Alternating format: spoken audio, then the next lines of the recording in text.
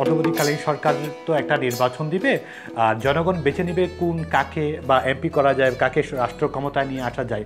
তাদের ভূমিকা বা আপনারা যারা রাজনীতি করেন তাদের ভূমিকা, চট্টগ্রামকে আপনারা তো আশঙ্কার কথা বলেছেন, আমরা আশাবাদী হতে চাই, আপনার থেকে আশার কথা। আশাবাদী হওয়ার জন্য জনগণকে সজাগ হতে হবে। তাকে সবচেয়ে প্রথমে একজন ভালো মানুষ হতে হবে। আমি যদি ভালো মানুষ না হই, আমি ভালো মানুষ চিনব কীভাবে? ভালো মানুষ চিনার জন্য আমাকে প্রথমে ভালো মানুষ হতে হবে। চট্টগ্রামে যেভাবে গাঁজা খাচ্ছে, ড্রাগ খাচ্ছে, পুরো বাংলাদেশে কোনো মানে হচ্ছে, এই গাঁজাগুলি আসতেছে কোত্থেকে, ড্রাগগুলি আসতেছে কোত্থেকে, কক্সবাজার দিয়ে আসতেছে, এগুলি কারা ক্যারি করতেছে? চট্টগ্রামের বিভিন্ন জায়গার লোকগুলি এগুলির সাথে জড়িত।